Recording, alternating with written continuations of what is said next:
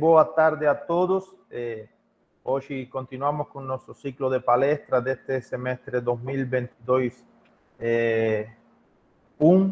Hoje com a palestra do professor Antônio Acevedo, do Departamento de Física da Universidade Federal de Pernambuco. Para mim, um privilégio hoje ter o professor e apresentar o professor que conheço desde que comecei a fazer doutorado ali, vecinos de laboratório e demais. Professor, agradeço muito por ter aceitado o convite. Eu sei a carga de trabalho que você tem, imagino, e aceitar esse convite para nós é um privilégio. Também agradeço a todos pela participação aqui, com certeza, e conhecendo seus trabalhos é o importante que será para nós escutar toda essa parte de pesquisa que você vem desenvolvendo e que tem um reconhecimento a nível internacional. Bom, para nossos estudantes presentes, para que conheçam um pouco, vou tentar resumir aqui sobre a história do professor Antônio Acevedo.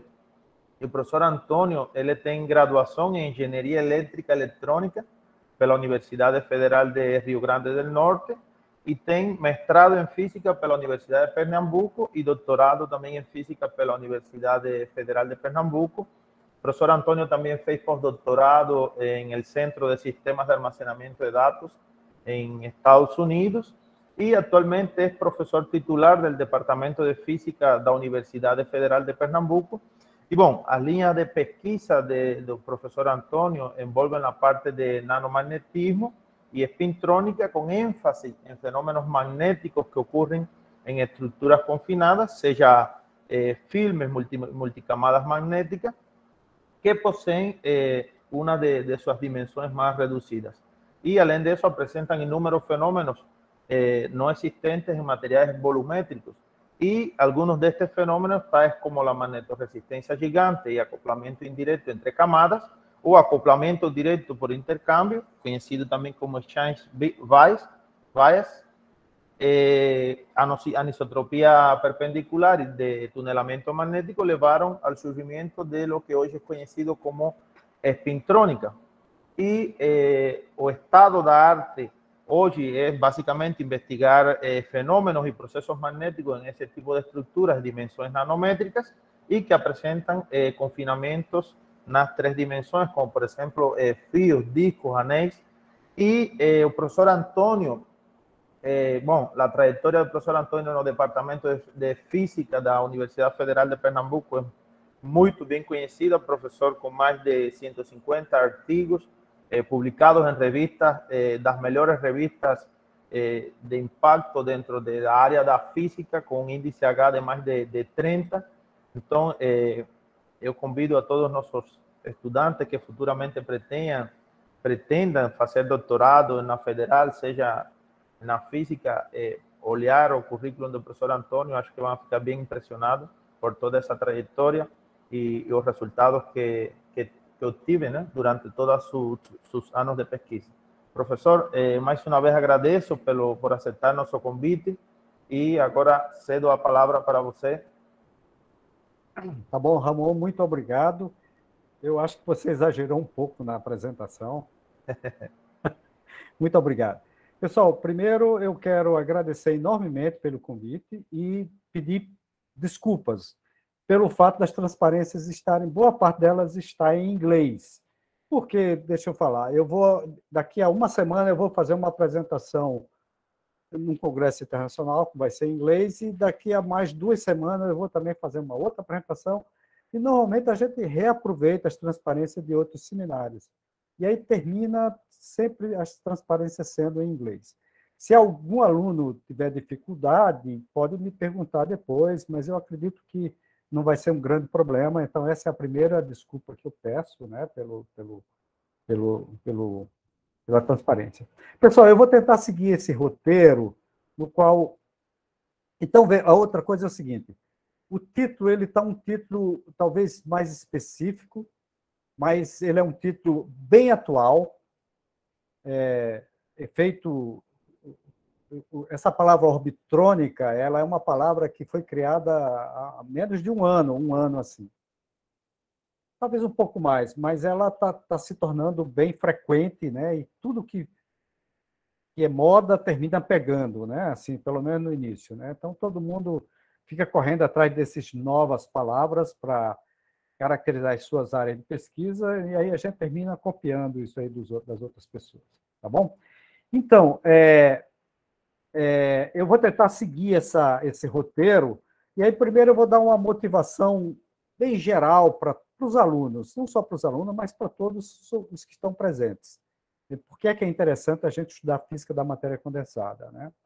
E aí eu vou tentar fazer uma revisão de vários efeitos básicos, como corrente de spin, efeito spin-órbita, efeito de transferência de spin, transferência de torque por spin, né, efeito spin-Hall. Então, essas siglas aí elas vão aparecer depois, né?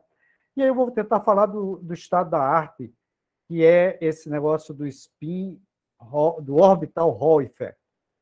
Quando eu chegar lá, eu vou contar a história desse negócio aí, e depois eu faço as conclusões, né? Então, a motivação que eu quero dar para vocês, ela é bem geral. Então, eu apresentei já essa motivação, acho que no Encontro de Física do Norte-Nordeste, mas ela é bem geral e vale a pena ser vista, né? Então, a eletrônica realmente é a área de aplicações da física que teve um dos progressos mais impressionantes. Se vocês imaginarem que em 47 o transistor foi criado e que 24 anos depois já se empilhava 2.000 transistores num circuito integrado, e com vários anos depois já se coloca 15 trilhões de transistores. O estado da arte hoje é esse chip feito pela Huawei, que tem 15 trilhões de transistores. Ele é pequeno, é um chip usado tanto para celular quanto para laptop, para computadores pessoais, né? Então, vocês veem que é um avanço impressionante, né? Se esse mesmo... E aí, uma outra coisa, em 1983, o professor Marcos Uriá chegou a usar esse tipo de computador. Um IBM, em 1983, rodava a 4,77 MHz. Hoje, ele roda a um progresso de 1000 vezes a velocidade dele. Não é tão grande quanto o empacotamento de transistor, mas é grande o suficiente. Isso significa, pessoal, que se esse progresso se tivesse verificado, por exemplo, a indústria de aviação, que em 83 um avião da Varg rodava a 850 km por hora, isso significa que nós estaríamos indo para a Lua em meia hora. Ou seja, esse progresso que ocorreu na eletrônica, claro, ele não se verificou, por exemplo, para a indústria aeronáutica, né? É só uma extrapolação, só para vocês verem, né? E o que é que está por trás desse avanço extraordinário na eletrônica? É o elétron. O uso do elétron, né? Que é uma das partículas que a gente mais estuda e que a cada dia que passa ela surpreende mais. Então, até 1922, se sabia que o elétron tinha apenas carga e massa. Em 1922, foi realizado um dos experimentos mais icônicos da física, em que se verificou que o elétron, além de ter massa e carga, ele também tinha um momento angular intrínseco, né, que é o que foi chamado de spin. Então, o elétron se comportava como uma pequena esfera, né, girante, uma esfera carregada girante. Claro que a gente sabe que o conceito quântico de elétron não é esse, mas ele se comportava como isso aí, né? E aí, portanto, o elétron passou a ter agora mais um grau de liberdade, que era esse momento angular intrínseco, né, que só tinha 2 valores, mais ou menos h cortado sobre 2, e esse momento angular faz com que o elétron tenha propriedades muito estranhas. Então, ele é um férmion, né? Quando a gente estuda quântica e sabe que o férmion, por exemplo, quando você você dá uma volta no espaço de fase de 2π, ele não reproduz a mesma posição, você tem que dar mais 2π, né? E aí, associado ao momento angular, existe um momento magnético. Então, o momento angular está para cima e o momento magnético está para baixo. E aí isso faz com que o spin do elétron seja responsável pela maior parte das propriedades magnéticas dos materiais. A gente sabe que, além do spin do elétron, o elétron também tem um momento angular orbital, que, quando a gente estuda o livro do Kittel de estado sólido, a gente sabe que esse momento angular é suprimido. Só que, nos últimos poucos anos, descobriu-se que o momento angular, momento angular orbital, ele também tem um papel fundamental em espintrônica, né? Então, é coisa dos... Os primeiros trabalhos experimentais nessa área foram muito recentes, só tem 2, né? Eu tive a sorte de ter sido referido em um deles, e por isso aprendi um pouco sobre o assunto. Então, o magnetismo, né, que a maior parte das propriedades magnéticas dos materiais vem do spin, né? E aí a estrutura de banda parabólica de um material magnético, ela tem esse desnível aqui, de forma que no nível de Fermi você tem muito mais elétrons com spin majoritários do que minoritários, né? E aí as aplicações tradicionais do magnetismo são bem conhecidas, né? Tem motores, geradores. O magnetismo, por exemplo, é uma das áreas que serve como para aplicações em física teórica, em mecânica estatística. Mas a grande aplicação tecnológica do magnetismo é em gravação de dados, né? E aí, só para mostrar para vocês, isso aqui é uma biblioteca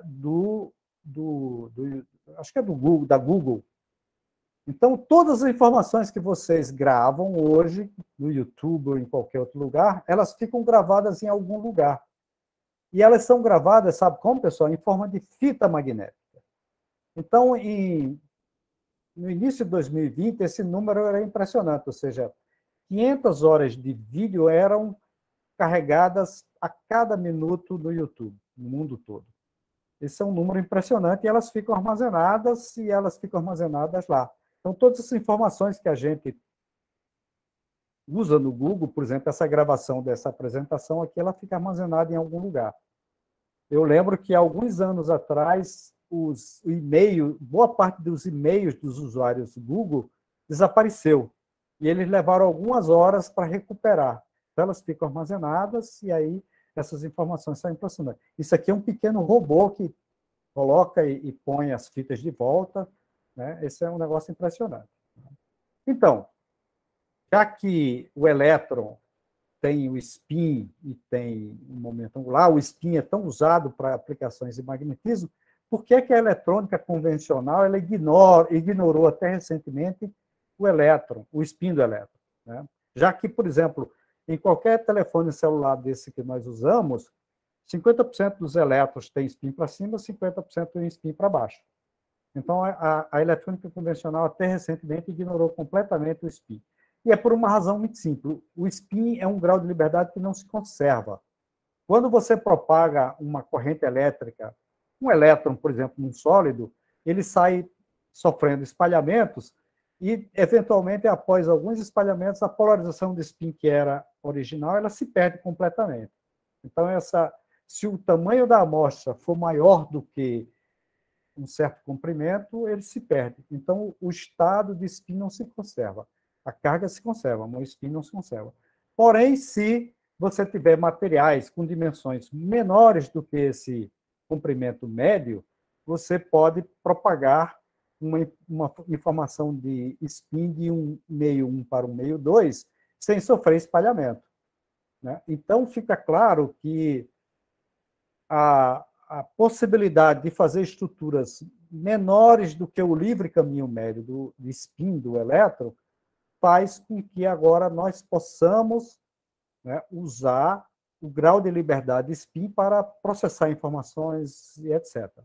Então, isso surgiu nos anos 80 por uma razão muito simples, porque o progresso de fabricação que se fez muito grande na área de semicondutores terminou chegando para outras áreas. E aí a possibilidade de fazer estruturas bidimensionais com uma dimensão muito pequena surgiu o que a gente chama de multicamadas magnéticas. Então, a possibilidade de fazer um filme simples, né, ou uma tricamada. A dimensão lateral pode ser milimétrica, mas a espessura, essa espessura aqui, é nanométrica, é muito pequena. E aí faz a possibilidade de surgir estruturas sofisticadas que não existem na natureza. Então, você pode empilhar materiais diferentes, e como vai ficar claro ao longo dessa apresentação, a interface é a parte mais importante dessas estruturas, ou seja, quando você coloca um material A em cima de um material B, ali na interface você deixa de ter material, e B tem um material que é propriedades A e B, com todas as características de uma interface que a gente praticamente não entende muito a fenomenologia das interfaces, né? Então, isso é um dos segredos. Por que que essa área ela começou um grande boom, ela teve um grande progresso a partir da segunda metade dos anos 80, porque essas técnicas de fabricação terminaram chegando para laboratórios pequenos. Então, uma das técnicas mais simples é o sputtering, né, em que você tem o material, que ele pode ser depositado no material de cima, né? E aqui na física nós temos uma máquina muito antiga, que tem 25 anos, praticamente rodando direto.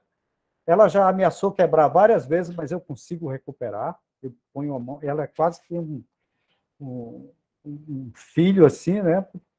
E é um dos segredos. Mas ela é uma máquina muito antiga, ela não faz o que máquinas novas fazem, né? Então, e aí é a partir dos anos 80 que surge o que hoje se chama de spintrônica. É como se fosse a era de ouro do magnetismo, né? Então, o que se chama spintrônica, na verdade, é uma quantidade de fenômenos que foram descobertos a partir da segunda metade dos anos 80 e que hoje, né, provavelmente tem muita gente que trabalha com essas áreas e aí faz surgir termos novos como esse. A orbitrônica é como se fosse um filhote aí da spintrônica, né? E o progresso de descoberta de novos fenômenos é realmente impressionante, né? Então, eu gostaria de chamar a atenção duas coisas importantes. Primeiro, esses fenômenos que geraram a spintrônica, eles são extremamente dependentes das propriedades do material que você usa e eles são extremamente dependentes da interface, ou seja, o tipo, a propriedade física e química das interfaces, né? Então, por exemplo, isso aqui é uma interface uma bicamada de um material ferromagnético e um material não magnético. Essas dimensões laterais, pessoal, podem ser milimétricas, mas as espessuras são nanométricas. Então, observe que existe uma região muito grande em que os dois materiais entram em contato. Como esses dois materiais são bastante diferentes, você já imagina que pode existir bastante coisa. Então, por exemplo, esse material pode ser um material metálico, pode ser um material isolante, o material de cima pode ser qualquer material, inclusive isolante ou não, pode ser um material com metal pesado, ou pode ser um outro material magnético. O material de baixa magnetização pode ser perpendicular, pode ser no plano, né? E aí você estuda a dinâmica da magnetização, que é um dos fenômenos mais curiosos que tem, né? Então, por exemplo, um dos fenômenos curiosos que a gente vai ver é se você passar uma corrente elétrica nesse material de cima, uma corrente elétrica contínua, ele cria uma corrente de spin para baixo, cruzando a interface entre os dois materiais. A gente vai entender o que é uma corrente de spin daqui a pouco, né? Se você botar a magnetização para pressionar, né, através de um campo de RF, por exemplo, ela cria uma corrente de spin para cima, como se fosse uma bomba peristáltica, e essa corrente de spin ela se transforma numa corrente de carga por um efeito inverso ao efeito spin-Hall, né? Então, existe, por exemplo, um efeito muito curioso, que é o efeito Rashba, na interface entre esses dois materiais. Esse efeito pode ser tão... O fato de você ter uma quebra de simetria de translação, quando você sai daqui para lá, surge naturalmente esse efeito. E é um dos efeitos mais curiosos em física do estado sólido.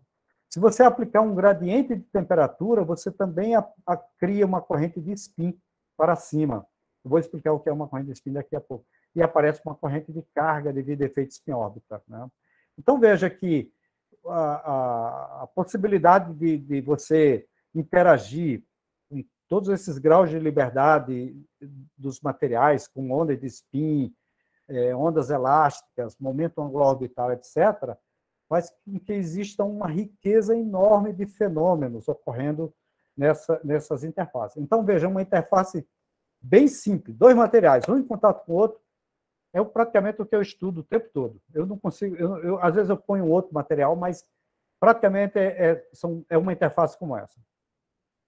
Então, são fenômenos tão interessantes e uma física completamente nova. Todo dia surgem fenômenos novos, tá bom, pessoal? Então, eu vou passar rapidamente sobre as descobertas seminais dessa área de espintrônica, que normalmente se diz que são 3, o acoplamento entre camadas, a magnetorresistência e as oscilações no acoplamento. O acoplamento entre camadas é uma curiosidade muito interessante. Você tem 2 materiais magnéticos e você põe entre eles um material não magnético e os spins de uma camada magnética se acoplam com o outro não através da interação de troca que a gente estuda em estado sólido, mas através de uma outra interação que é mediada por esse material. Então, dependendo da espessura do material entre camadas, os spins de uma camada se orientam paralelo ou antiparalelo com a outra camada. Né? Isso foi publicado em 1986, e aí logo depois um outro grupo viu que se você tivesse agora uma multicamada desses materiais com acoplamento antiparalelo, quando você aplicava um campo, a resistência elétrica desse material, desse estado, muda muito em relação a esse. Isso aí foi chamado magnetorresistência gigante. E a terceira descoberta, que foi publicada já em 90, mostra que se você variar a espessura da camada espaçadora que está aqui, o acoplamento muda de sinal, né? Numa interação que é chamada de interação RKKY, que é uma interação bem conhecida. Né? Então, os pesquisadores principais dessa primeira descoberta e dessa segunda descoberta, que estão em vermelho aqui, ganharam o Prêmio Nobel em 2007. Né? Então, logo depois, eu lembro quando eu cheguei nos Estados Unidos, o cara que eu trabalhava, ele disse, não, isso vai ficar meio com uma curiosidade, né? Mas não. Então, logo depois, um francês estava fazendo pós-doutorado na IBM, ele sugeriu a ideia de uma válvula de spin. Uma válvula de spin é uma coisa como essa aí, ó. Uma camada azul, cuja magnetização ela fica presa, toda numa direção, e uma camada amarela, cuja direção você pode mudar, né, externamente. E aí, por exemplo, isso aqui é como um polarizador óptico, que o pessoal da óptica usa com frequência. Então, vem uma corrente elétrica, os spins se polarizam na primeira camada, e dependendo do estado da segunda camada, os spins passam ou não, os elétrons passam ou não. Então, isso é uma válvula de spin. É um conceito bem genial, realmente, né? E logo essas válvulas de spin foram usadas em cabeçotes de gravação magnética, né? Uma tricamada. Quando elas estão paralelas, você tem uma resistência baixa, quando estão antiparalelas, você tem uma resistência alta, e aí ela serve para ler exatamente essas passagens entre um domínio e outro no meio de gravação magnética. Logo depois foi verificado que se você, em vez de ter um material metálico, tiver um isolante, então você tinha um tunelamento do elétron daqui para cá, e o tunelamento era muito mais eficiente do que simplesmente a passagem da corrente. E aí as cabeças de leitura foram substituídas por essas, que eles chamam de magnetorresistência túnel. Tá bom? Então, a história mais ou menos é essa. Em 2007 veio o Nobel para esses 2 caras, e a área se expandiu. Hoje, por exemplo, pessoal, as pesquisas na área de gravação magnética, elas são essencialmente de caráter tecnológico. Já não tem muito mais pesquisa básica para fazer. Mas, por exemplo, o meio de gravação de disco rígido, na verdade, é um meio bem complicado, com várias camadas. A cabeça de leitura é formada essencialmente por 2 camadas, uma camada que a gente chama livre e uma camada que chama presa, né? E o meio de gravação, onde fica gravado cada bit, ele é bastante sofisticado. A magnetização é perpendicular, e você tem para cada bit em torno de 30 grãos desse tamanho aí. Então, um bit, por exemplo, ele tem da ordem de 13 nanômetros de comprimento e uma largura da ordem de 50 nanômetros, tá bom? Então, essa é uma área que hoje praticamente só se faz engenharia, né? E os avanços hoje são para melhorar a cabeça de gravação. Então, existem algumas propostas, eu não vou falar sobre isso, mas bastante sofisticadas, e são esses progressos na tecnologia da cabeça de gravação que faz com que a gravação magnética ainda seja bastante eficiente, né? Então, hoje, por exemplo, já não se tem mais disco rígido nos computadores pessoais magnéticos, né? Mas os discos rígidos magnéticos eles são usados para armazenar grandes informações, e não só em disco, mas em fita, como eu falei anteriormente. Tá bom? Então, a aplicação tecnológica não tem muito mais desafios do ponto de vista de física básica, né? Então, pessoal, deixa eu falar o que é uma corrente de spin. Então, isso aqui é uma animação bem simples de uma corrente de carga. Então, você tem dois elétrons passando aí, um com spin para cima, com spin para baixo. Então, se vocês olharem, a corrente é finita, a corrente elétrica, e a corrente de spin é zero, porque você tem um spin passando ali naquela posição, para cima e para baixo, a corrente é zero. Agora, se você tiver uma maneira de fazer isso aí, corrente no sentido contrário, você teria uma corrente de carga nula, mas uma corrente de spin diferente de zero. Então, esse tipo de corrente aí, ele surge, ele pode ser produzido através de um efeito chamado efeito spin Hall, que eu vou mostrar daqui a pouco. Então, existem vários mecanismos para você ter correntes de spin.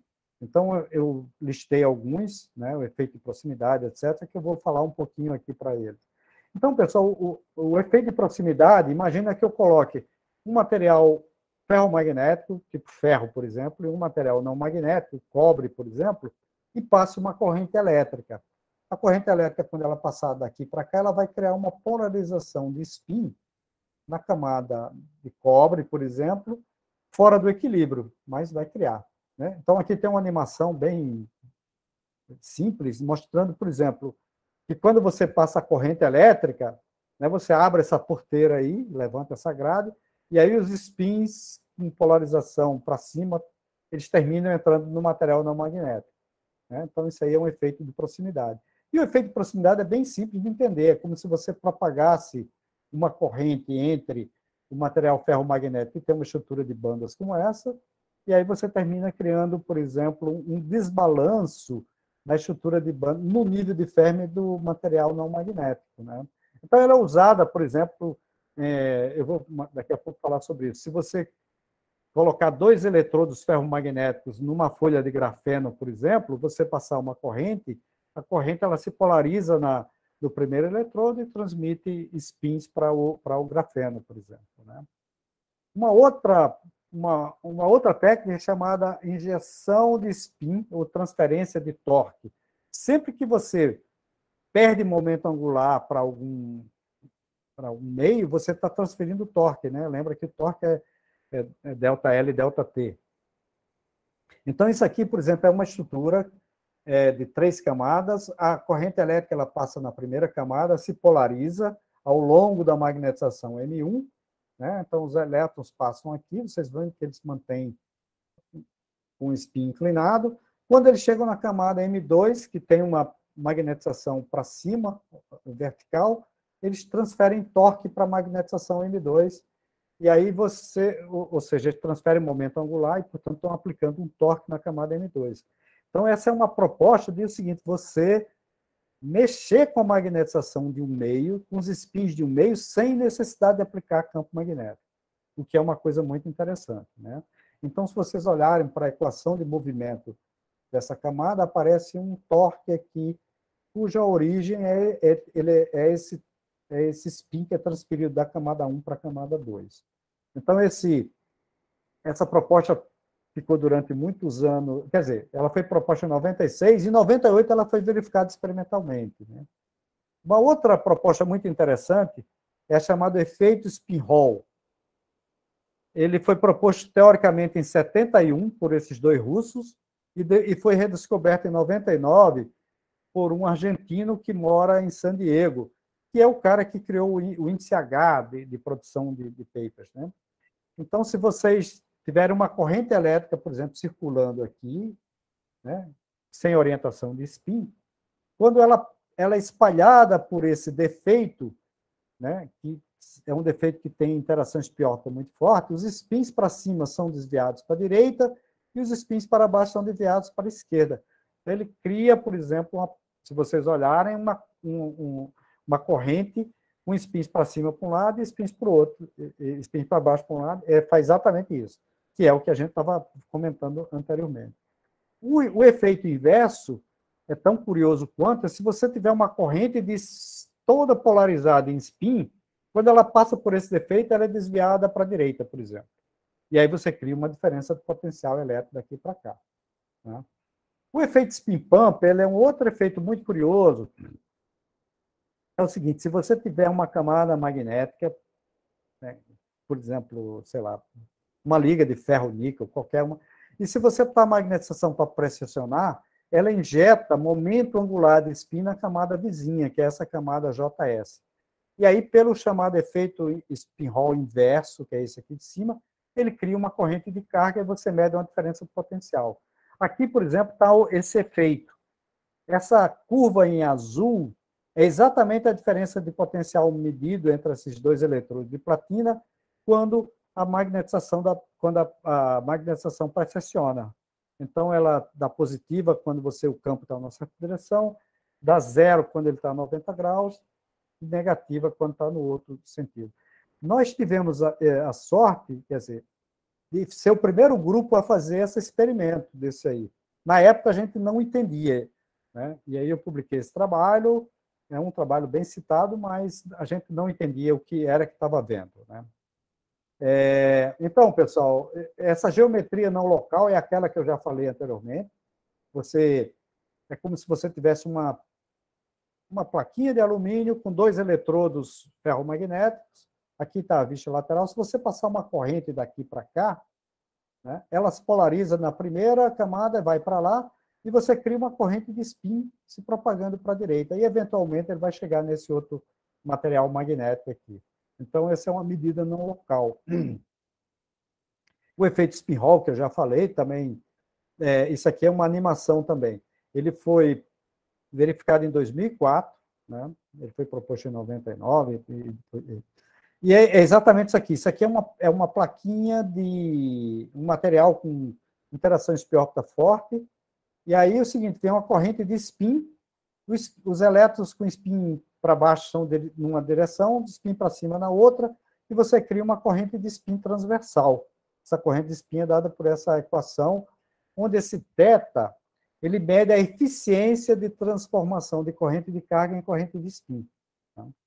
O efeito spin pump, que é esse que nós estudamos muitos anos atrás, em 2004, é o seguinte, se você botar a magnetização para precessionar, ela injeta uma polarização de spin na camada vizinha, e aí isso aqui se comporta como uma corrente de spin, entrando no material vizinho. E aí, por essa equação, ele cria uma corrente de carga transversal, né? Então, esse é o chamado efeito spin-Hall inverso, né? Então, por exemplo, isso aqui é um experimento que a gente faz comumente de uma bicamada de IEG, é um material que é uma granada de ítrio e ferro. É um dos materiais mais icônicos nessa área. Ele é um isolante que tem largura de linha muito estreita, né? Ele é difícil de fazer. E isso aqui, por exemplo, é exatamente a medida, a diferença de potencial entre esse ponto e esse, quando você bota a magnetização para precessionar. Então, todo o sinal vem dessa transformação da corrente de spin em corrente de carga, né? Então, pessoal, um outro efeito muito interessante é o efeito spin-órbita, que eu vou falar aqui um pouquinho. Quando vocês estudam em mecânica quântica o hamiltoniano de um elétron num campo eletromagnético, né? ele tem um termo, que é o termo cinético, tem o termo de interação eletrostática, e tem dois outros termos aqui, que são a interação Zeeman, que é o spin do elétron com o campo magnético da radiação eletromagnética, e surge uma interação extremamente curiosa, que é a interação spin-órbita. A interação spin-órbita, ela acopla o momento de dipolo, o momento de dipolo magnético é o S do spin, né?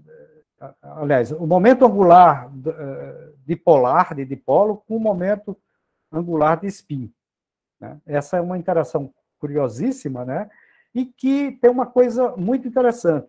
Quando você tem quebra de simetria de translação, que ocorre, por exemplo, numa interface, essa interação se manifesta de maneira muito forte.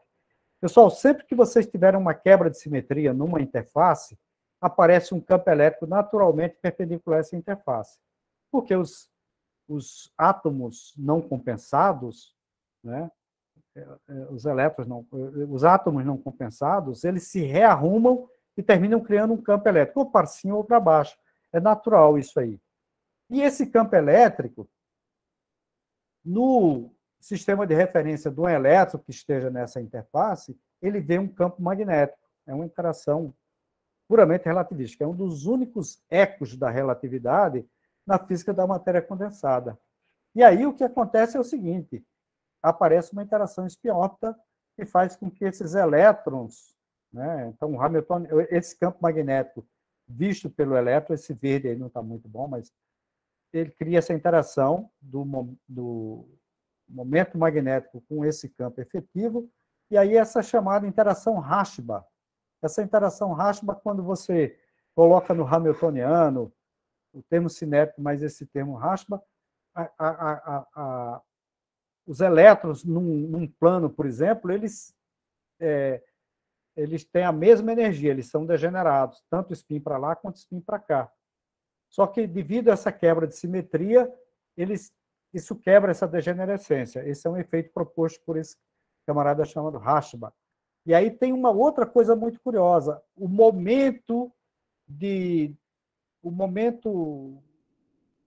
linear dos elétrons, ele fica amarrado com o momento de spin, com o spin do elétron. Eles são sempre perpendiculares. Então, essa é uma das coisas mais interessantes dessa interação. E, em algumas interfaces, a interação é muito grande, né? E aí, em 1990, esse grupo teórico, apareceu um trabalho dizendo que nessas interfaces onde existe esse efeito, se você passar uma corrente elétrica, você cria uma polarização de spin. É o chamado efeito Rashba-Edelstein. Edelstein foi o cara que propôs isso aí. Então, eu fiz uma animação aqui mostrando isso aqui. A esfera centrada nos eixos, ela é um corte dessa figura aqui. Quando você aplica um campo elétrico, aplica uma corrente, isso aí desloca como um todo, devido, né? Ou seja, você cria um momento linear no sistema de elétrons, e aí você, ao deslocar isso aqui, você cria uma superpopulação de spins azuis, e aí você cria uma polarização de spin para cima. Então, é como se fosse uma corrente de carga criando uma corrente de spin. O efeito inverso existe. Se você, agora, criar uma população de spins nessa interface, isso se transforma em uma corrente de carga. Então, aparece um deslocamento ΔK. Esse efeito é um dos efeitos mais curiosos e que nós tivemos oportunidade de mostrar aqui, por exemplo, em grafeno, que é uma superfície, é um material bidimensional bem conhecido e bem comportado, esse efeito aparece, né? Pessoal, eu vou pular isso aqui porque eu estou vendo que eu estou indo muito devagar. Mas um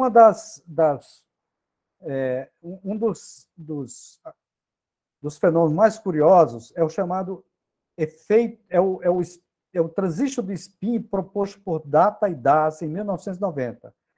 Isso é um applied physics letters em que ele o título tem a ver com um polarizador óptico, mas a ideia é mais ou menos o seguinte: você tem dois eletrodos magnéticos, que são esses laranjas aqui, que as magnetizações estão assim, e entre eles tem um canal azul. E eu aplico um campo elétrico externamente aqui. Então, se eu propagar uma corrente elétrica, ela se polariza na primeira camada, e quando chegar aqui, devido a essa interação spin-órbita, o elétron sente um campo magnético e aí o spin roda. Então, observe, ele roda, e aí, dependendo do valor do campo magnético, ele pode passar ou não, né? Então, se vocês... desculpem, eu acho que... E aí, o que é que acontece? Então, ele sofre esse giro de uma volta e meia, certo? Agora, o que é que acontece se você diminuir o campo? Ele só dá meia volta. Aí então você controla a passagem de uma corrente de spin simplesmente com campo elétrico.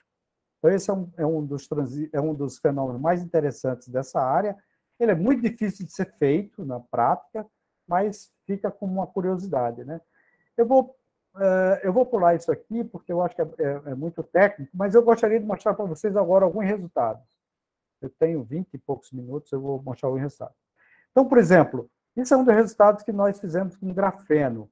Grafeno, como todos vocês sabem, é um dos materiais mais icônicos dos últimos 10 anos, 20 anos, sei lá. Então, uma maneira de você fazer uma camada de grafeno é você, primeiro, gerar o grafeno usando um reator químico, uma reação química, e você deposita esse grafeno sobre cobre. Os detalhes aí eu não sei muito, mas o grafeno, por alguma razão, ele adere muito bem ao cobre. Então, o que é que a gente faz? Põe uma resina chamada de PMMA cobrindo o grafeno, e depois a gente coloca nesses materiais que usa para corroer placa de circuito impresso, e aí ele corrói o cobre, e aí eu fico com o grafeno grudado na camada de resina. Depois é só colocar em contato com... É só colocar sobre, por exemplo, o material que eu quero colocar, né? Por exemplo, no nosso caso era IEG, e aí eu coloco isso em acetona, e aí, por exemplo, a resina é derretida, ela é removida, e eu transfiro, portanto, o grafeno para o IEG. Então, é uma etapa bem cheia de detalhes, mas as pessoas conseguem fazer isso, né? Os nossos estudantes conseguem fazer isso, e conseguem fazer, portanto, depositar uma camada única de grafeno sobre IEG. Então, isso aqui é uma microscopia de força atômica, exatamente de uma camada de grafeno sobre um filme de IEG desses nossos aí, né?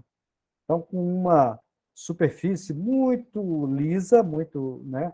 E aí, para quem trabalha nessa área, sabe que quando você faz Raman, medida de espectroscopia Raman, a assinatura do grafeno é exatamente esse pico G que aparece aqui.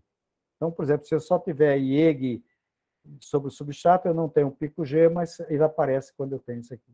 E aí a gente fez medidas, e aí o detalhe é o seguinte: o grafeno ele não é magnético, mas quando ele está em contato com o IEG, ele adquire propriedades magnéticas.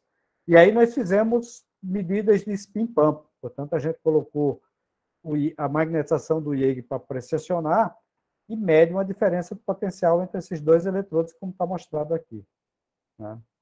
Então, eu não vou entrar nesse tipo de detalhe, e a gente também fez, não só usando um material magnético isolante, como um material metálico, né? Então, esse trabalho foi um trabalho curioso, porque a gente conseguiu publicar numa boa revista, depois a gente fez um trabalho bem mais extenso, né? Então, esse é um dos trabalhos mais bonitos que eu acho, porque ele tem toda uma etapa de preparação da amostra e depois de caracterização, né? Então, nós fizemos também medidas sobre esse NOS2, que é um material também da moda, né? esse é um desses materiais bidimensionais, que é um semicondutor de gap direto, né? Então, se você olhar a estrutura de banda, a banda de condução e de valência, elas se aproximam exatamente numa região dos vetores de onda bem definida, né? Então, isso aqui, por exemplo, foram feitos 2 eletrodos de ouro sobre o IEG, e entre os eletrodos de ouro, nessa região aqui, com alguns 30 micrômetros daqui para cá, a gente fez, por esfoliação, a transferência de uma camada de MOS2, que é esse material. E aí a gente fez medidas de spin pump e verificou que esse material também consegue converter corrente de spin em corrente de carga, né? Então, é um material bidimensional, que é bem estudado, e que isso aqui mostra a espessura do material, pessoal. Ele tem da ordem de 2,4 nanômetros, a camada do MOS2 aqui, né? Então, é um material bastante interessante para fazer conversão de corrente de carga em corrente de spin, né? Um outro material que nós estudamos é o chamado isolante topológico, que é um material da moda também. Esse material, ele foi o grupo do Jagadish Mudera, do MIT, ele cedeu a amostra de BISB2TE3, que é um material extremamente curioso. Eu não vou ter tempo de falar sobre o que é um isolante topológico, mas o isolante topológico é um material, é um novo conceito de isolante. Enquanto que o isolante convencional, por exemplo, ele não conduz corrente elétrica nenhuma, no isolante topológico ele conduz a corrente elétrica apenas pelos estados da superfície, né? E a origem disso é uma propriedade puramente topológica, né? Então, nós fizemos a deposição do material magnético aqui e medimos também, né, medidas de spin pump ou aplicando um gradiente de temperatura. A gente conseguiu medir e mostrou que esse material ele consegue converter corrente de carga em corrente de spin da maneira como a gente conhece, né, com todas as propriedades, né? É um material que ele foi publicado em 2017, esse artigo. Nós mostramos que esses materiais isolantes topológicos, eles também podem ser crescidos por sputtering. Deixa eu ver como é que está meu tempo aqui. Opa, tá bom. E aí, por exemplo, nós depositamos por sputter esse BI2SE3, que é esse material isolante topológico, e uma das coisas que nós verificamos, depois de fazer toda a caracterização estrutural e tal, é de que o processo de conversão de corrente de spin em corrente de carga, nesse material, ele tem um sinal oposto ao da platina, né? Então, por exemplo, isso aqui é IEG platina, observe esse sinal azul para cima. Quando eu boto o IEG tântalo, o azul fica para baixo. O tântalo é conhecido ter o chamado ângulo Hall de spin negativo. E aí nós mostramos que o BI2SE3 também tem um ângulo Hall negativo. Esse trabalho foi publicado ano passado, é um trabalho bem bonito, no qual a gente fez uma caracterização completa, né, estrutural e elétrica desse material, né? Bom, pessoal, então isso aí é apenas um... Cara, eu falei só 4 trabalhos mais... podia ter escolhido outros, mas eu agora vou mostrar uma coisa extremamente nova, como se fosse que é o chamado efeito Hall orbital. O efeito Hall orbital. Então, é o seguinte, pessoal, na verdade, até agora, quando eu falei de momento angular dos elétrons, eu só falei de momento angular de spin. O momento angular orbital, eu não falei. E até recentemente, eu achava que ele não tinha papel nenhum nesses experimentos que a gente faz. Só que em 2018, apareceu um físico review letter desse grupo coreano, Por acaso, sexta-feira eu tive uma reunião com esse primeiro autor aqui, que está na Alemanha, né? Ele vai nos ajudar a entender os resultados que nós temos agora. E eles mostraram o seguinte, que você pode transferir corrente de momento angular, assim como você pode transferir corrente de spin. Então, isso aqui é apenas uma figura ilustrativa, mostrando que se você aplicar um campo elétrico num material determinado, você pode ter, por exemplo, esse vermelho significa o L para cima, o verde significa o L para baixo. Então, assim como o spin vai para um lado e para o outro, o momento orbital também vai para um lado e para o outro, significando que você cria uma corrente de orbital, uma corrente de momento angular orbital. Então, isso parecia uma curiosidade, e em 2020 foi apresentado o primeiro trabalho experimental, e eu não tem problema nenhum em dizer que fui o referido desse trabalho, em que os caras mostraram o seguinte, quando eles põem uma camada de óxido de cobre sobre a platina, ocorre um efeito, que aí eu não expliquei aqui com detalhe, que é o seguinte, o processo de transferência de torque para a magnetização dessa camada magnética aqui, que é uma espécie de IEG, ele aumenta muito. Então, por exemplo, essa curva em vermelho aqui é quando você não tem a camada de óxido de cobre. Quando você põe a camada de óxido de cobre, essa grandeza que mede o processo de conversão aumenta por várias vezes. Então, eles associaram isso a uma conversão de corrente orbital em corrente de spin. E aí, isso aqui é uma animação do primeiro autor daquele trabalho, mostrando que é uma corrente de momento angular orbital. Então, isso aqui são os átomos, isso aqui são os elétrons orbitando em torno dos átomos, um determinado tipo de elétron, né? E aí, se vocês observarem, ele se propaga, essa corrente orbital ela se propaga perpendicular ao campo elétrico aplicado. Então, esse assunto é extremamente novo e as pessoas ainda não acreditam muito, né?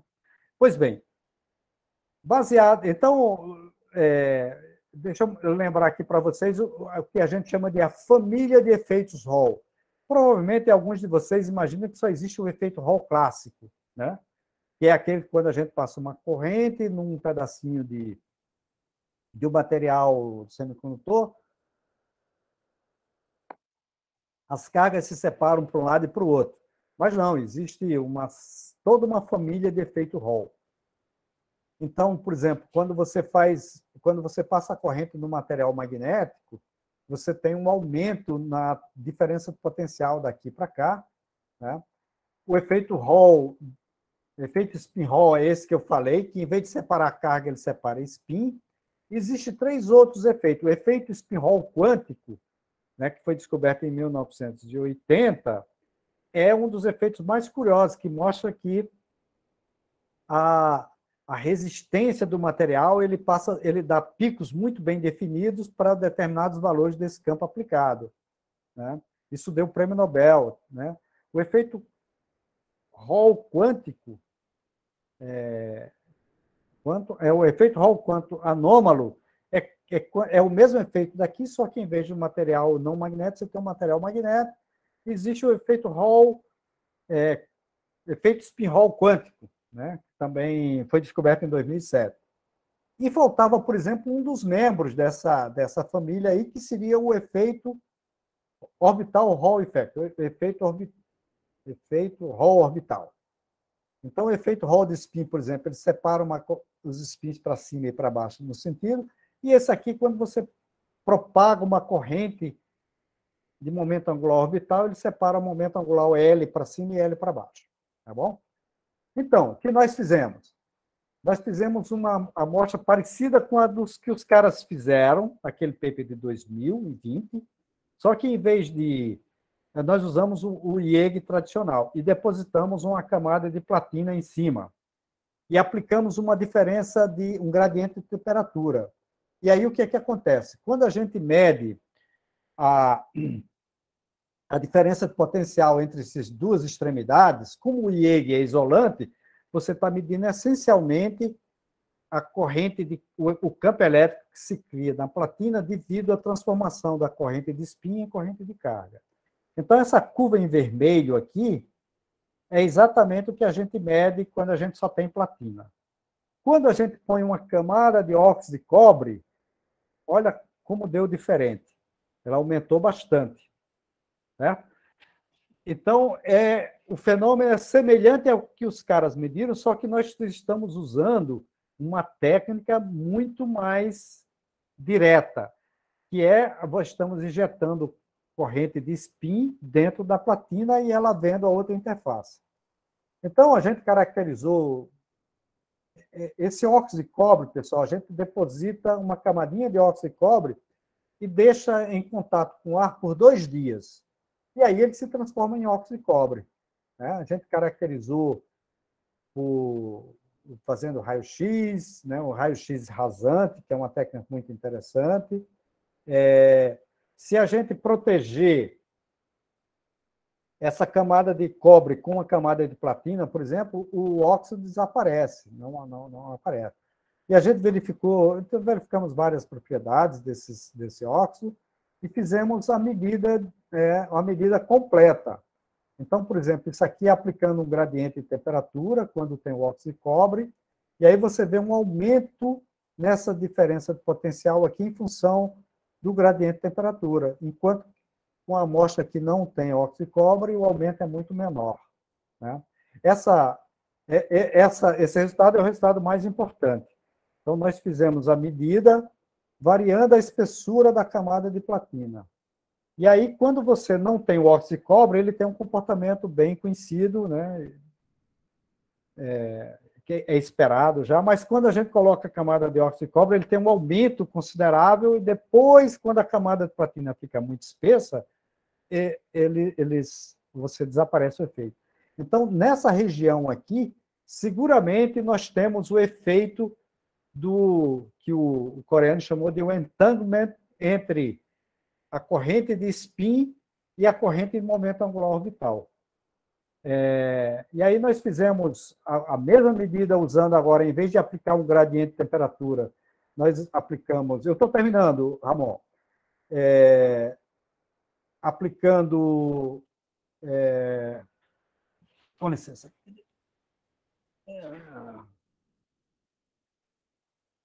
Aplicando a técnica de spin pump, e aí observe aqui a diferença enorme no sinal gerado por spin pump, quando você não tem camada de óxido de cobre, quando tem a camada de óxido de cobre. Então, o valor aumentou várias vezes. Isso significa que realmente a presença do óxido de cobre, que é importante para transformar o momento angular orbital em corrente de carga, aparece nesse efeito. Então, eu não estou falando do efeito físico, porque o efeito físico, eu confesso que eu ainda não entendo direito. Por isso é que eu chamei esse coreano para auxiliar a explicar. Isso aqui é um resultado do que nós vimos. Né?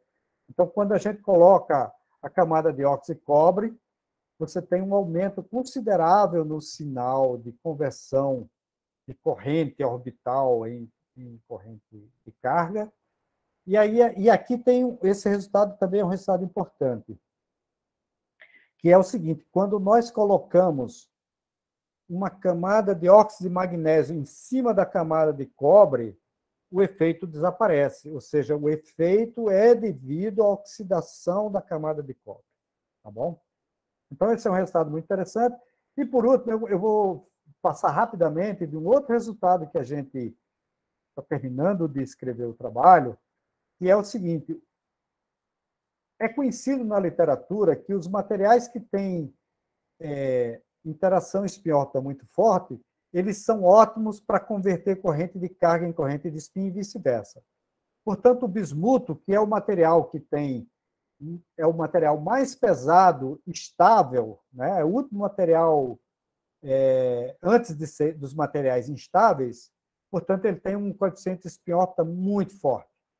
E, curiosamente, o que nós verificamos é de que, quando a gente coloca platina em cima de bismuto, ele não converte corrente de carga em corrente de spin, assim como esse previsto por esse grupo da Universidade Johns Hopkins, né? E aí, esse é um trabalho extremamente interessante, né, porque esse efeito que aparece aqui é um efeito puramente térmico, já que o bismuto tem um coeficiente Seebeck clássico muito grande, né? Então, nós fizemos a caracterização, e aí nós colocamos, por exemplo, platina em cima do bismuto, e aí a gente mede uma diferença de potencial na platina, mas não no bismuto. E essa diferença de potencial, ela tem todas as características da conversão de corrente de spin em corrente de carga, como esperado, né? E aí, a relaxação, ou seja, a corrente de carga se transmite pela corrente dos bismutos, chega na platina e se transforma em carga. Agora, a dependência dessa tensão medida aqui em função da espessura de bismuto é que dá uma curva muito esquisita, que é essa que está aí.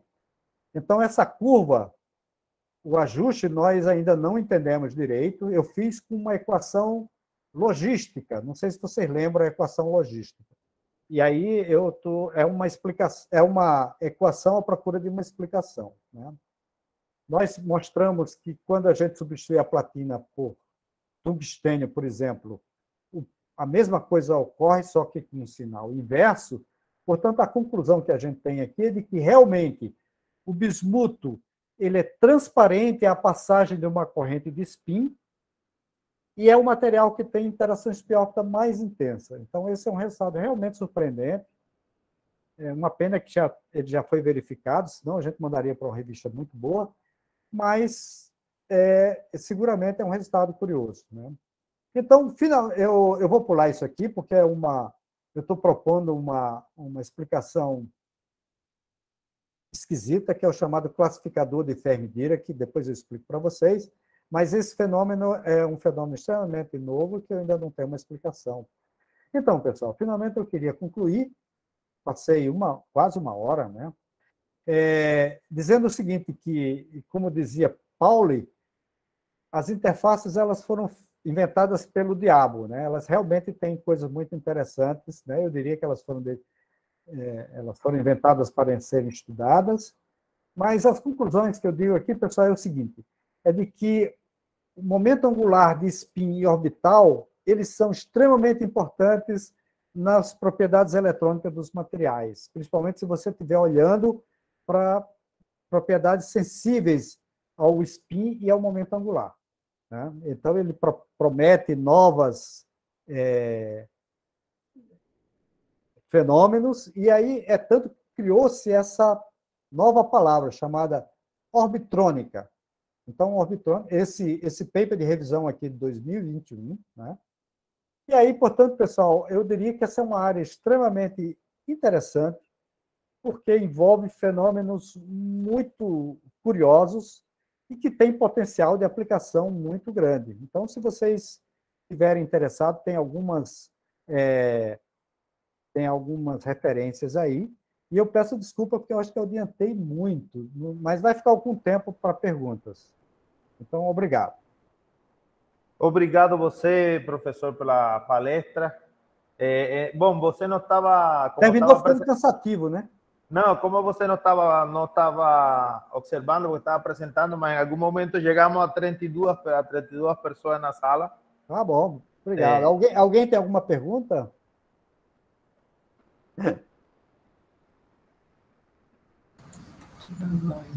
O professor Marcos sempre tem uma perguntinha aí para você. Marcos Oriá. É muita informação, Antônio. Eu terminei dando muita informação, eu peço desculpas.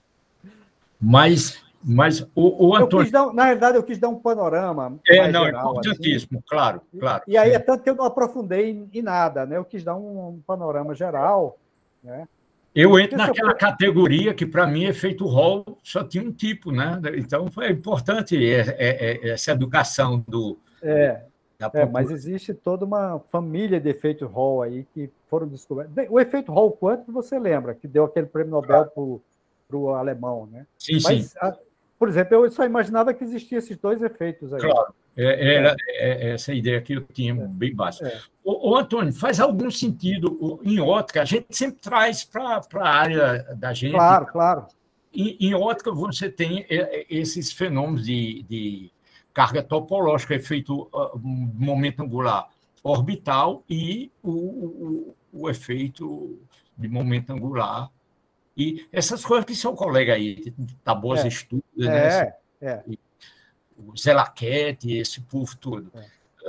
Você viria alguma analogia com isso? Ou... Sim, existe muita gente, Uriah, fazendo experimentos com ótica, transferindo momento angular do fóton para o spin.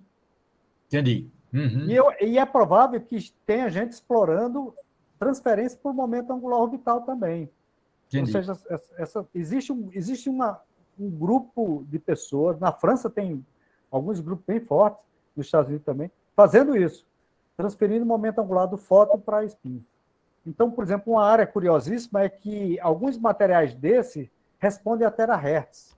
Então, por exemplo, os materiais antiferromagnéticos, eles têm um modo normal de vibração em terahertz. Então, eles transferem... Você pode gerar terahertz a partir da oscilação do antiferro, ou o contrário, você pode excitar o modo usando radiação em terahertz.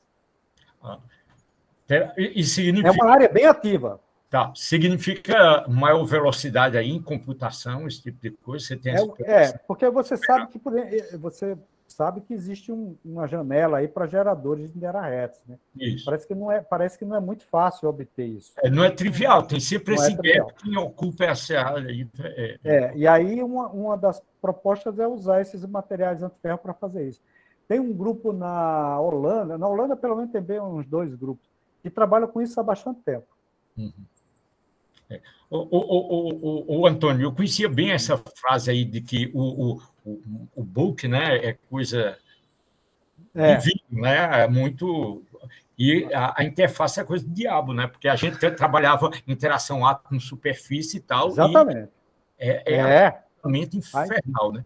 E uma das coisas que me fez abandonar um pouco essa área é porque era completamente... Depois eu vi que, depois de ter passado um ano nos Estados Unidos, eu abandonei porque eu deixava minha armadilha lá prontinha e tal, e almoçava, voltava, ela estava me esperando. Aqui parecia... Então, ou seja, depende... O que eu quero dizer com isso, que essas coisas dependem de material, equipamento, tecnologia, é complicado. E eu vejo que você é competitivo e tal... Eu acho que essa pergunta você escuta sempre, né? A gente teve essa sorte, né, de começar a trabalhar com essas coisas bem no início que a área estava nascendo. Então, a gente acumula um experimento razoável.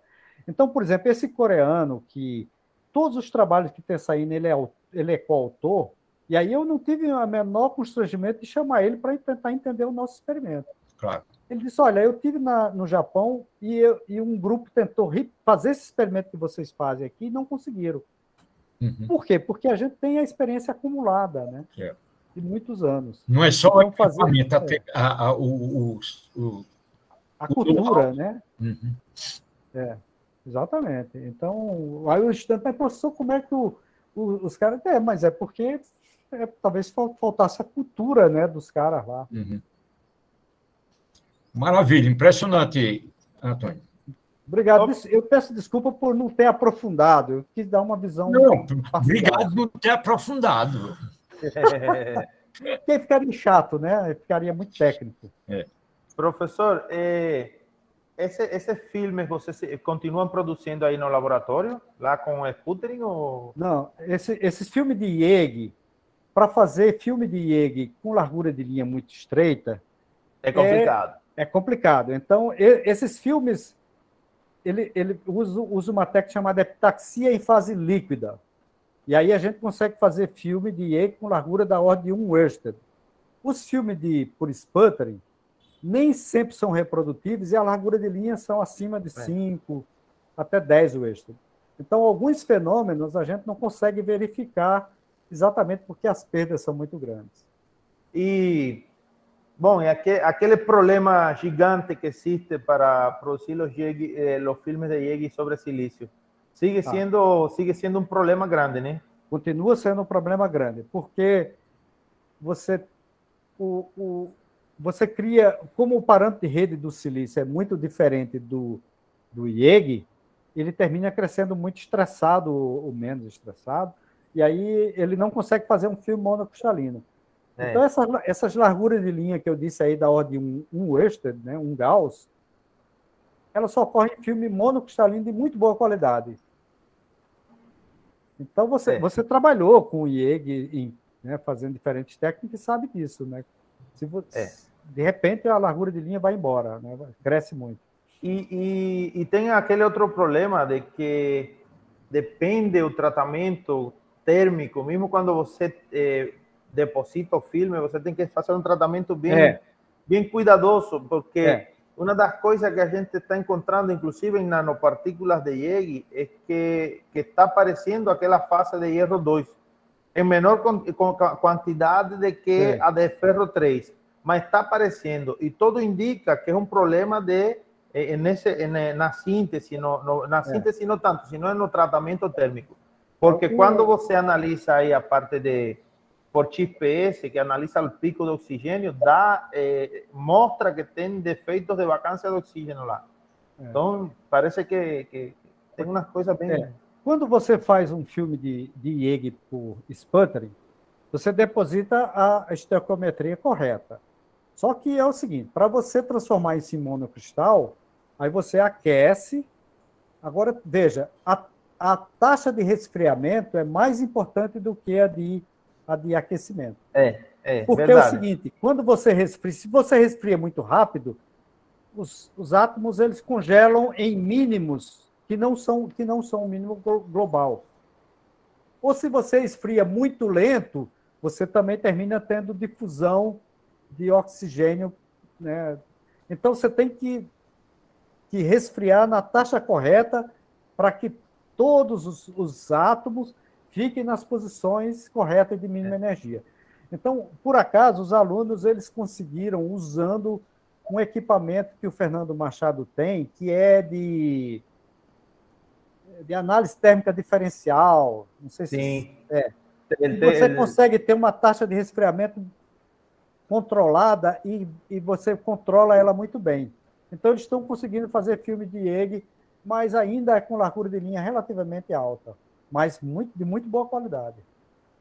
Sim, isso com o TG lá, o TG16. Exatamente, é o termogravimétrico. Não sei análise termogravimétrica. E a outra dificuldade é fazer esses filmes muito finos, né?